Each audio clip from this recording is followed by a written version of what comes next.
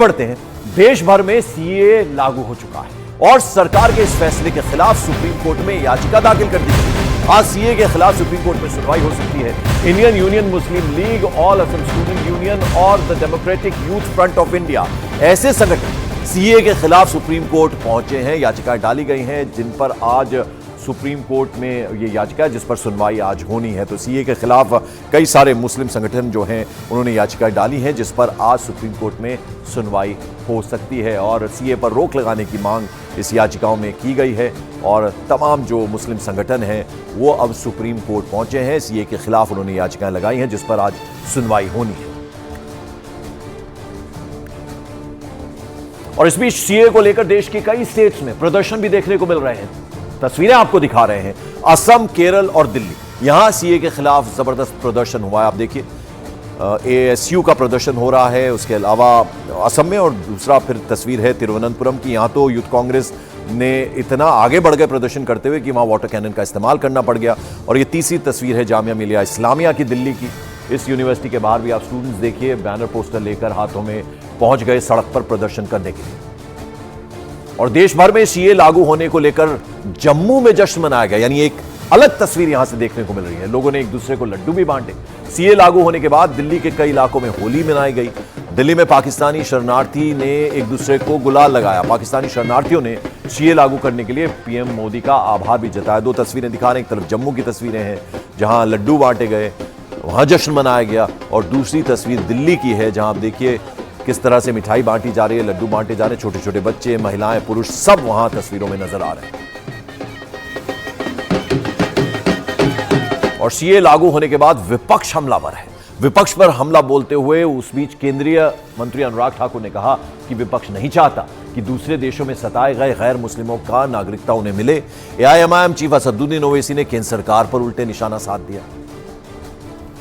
CA को लेकर मुझे केवल इतना कहना है, कानून पहले बन चुका था, नियम हम लेकर आए हैं और बहुत स्पष्टता के साथ कहा है कि जो देश के साथ लगते अन्य देश हैं, पाकिस्तान, अफगानिस्तान, बांग्लादेश वगैरह, वहाँ पर जो माइनॉरिटीज़ अल्पसंख्यक हैं, हिंदू हैं, सिख हैं, ईसाई हैं, बौद्ध हैं, पारसी हैं, उनके साथ जो उत्पीड़न किया जाता है, प्रताड़ना उनकी होती है, किसी के साथ बलात्कार होता है, किसी को जबरन धर्म परिवर्तन या फिर उसको ब्याह करने के लिए मजबूर किया जाता है, दबाने का काम किया जाता है।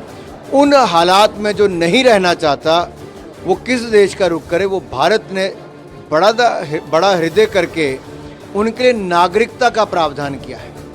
इससे नागरिकता मिलेगी, छीनी नहीं जाएगी। और मुझे लगता है विपक्षी दल नहीं चाहते कि उत्पीड़न जिनका हो रहा है ऐसे माइनॉरिटीज़ का उन देशों वालों को भारत नागरिकता दे। देश के अंदर भी लोग ऐसे हैं जो 70 साल से इंतजार कर रहे थे नागरिकता का, नहीं दी कांग्रेस ने, भारतीय जनता पार्टी की सरकार ने किया। सीएए एक्ट को सिर्फ आप सीएए से मत देखिए, इसको आपको एनपीआर से और एनआरसी से जोड़कर देखना पड़ेगा। और जब वो होगा तो जाहिर है उसमें सबसे ज़्यादा निशाना बनेंगे मुसलमान, दलित, आदिवासी और गरीब लोग। उधर पश्चिम बंगाल की मुख्यमंत्री ममता बनर्जी ने सीए को लेकर केंद्र सरकार पर निशाना साध दिया। इसका जवाब बीजेपी नेता शुभेंदु अधिकारी ने दिया। ममता सीए पर भ्रम पैदा कर रही हैं, यह कहा शुभेंदु अधिकारी ने। एनआरसी हम नहीं सुनेंगे, हम नहीं करने देंगे। जनता को कोई इंसानियत को इंसाफ ना मिले, एक काम हम नहीं करने देंगे। सब गलत भ्रम पैदा कर रहा है। मानुष ममता जी का बाद में विश्वास नहीं करता है। सबको मालूम है झूठा बात है। वो चुनाव में बुरी तरीके से तृणमूल हारने वाला है। इसलिए ये ड्यू टू हर फियर साइकोसिस she is saying this type of false and fake campaign. Morning prime में बड़ी खबर आपको बता दें, इनकम टैक्स विभाग की तरफ से कांग्रेस के बैंक खाता फ्रीज करने के मामले में दिल्ली हाईकोर्ट आज फैसला सुना सकती है। आयकर अपीलीय प्राधिकरण के फैसले के खिलाफ कांग्रेस पार्टी ने दिल्ली हाईकोर्ट में याचिका लगाई थी, जिस पर मंगलवार को सुनवाई के बाद हाईकोर्ट ने फैसला सुरक्षित रख लिया था। दरअसल कांग्रेस पार्टी से 2018-19 के बकाया आयकर की वसूली के लिए जारी डिमांड नोटिस पर ITAT ने स्टे लगाने से इनकार कर दिया था। इसके खिलाफ कांग्रेस ने दिल्ली हाईकोर्ट में अर्जी दाखिल की थी और आज इस पर फैसला सुनाया जा सकता है।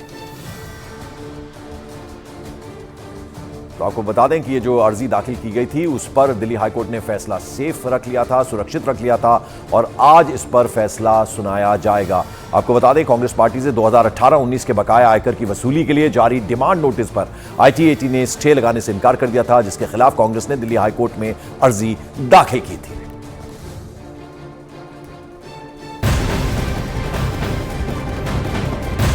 मॉर्निंग प्राइम में बड़ी खबर, 36 साल पुराने आर्म्स केस में पूर्व सांसद और बाहुबली नेता मुख्तार अंसारी के खिलाफ वाराणसी के MP MLA कोर्ट में सजा का ऐलान होगा। दरअसल बीते कल वाराणसी के MP MLA कोर्ट ने मुख्तार अंसारी को फर्जी आर्म्स लाइसेंस मामले में दोषी करार दिया था।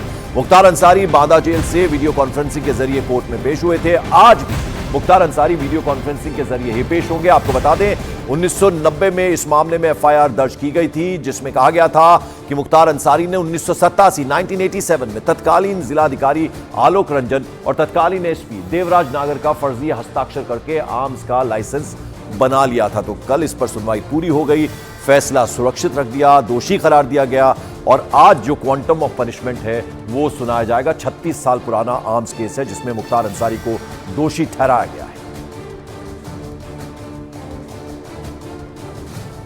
और न्यूज 18 इंडिया मॉर्निंग प्राइम में वक्त एक छोटे से ब्रेक का है। ब्रेक के बाद जब लौटेंगे तो हमारे साथ जुड़ेंगे वरिष्ठ पत्रकार समीर चौगांवकर, जो हमें बताएंगे बीजेपी और कांग्रेस की सियासत में क्या कुछ चल रहा है। कहीं मत जाइएगा।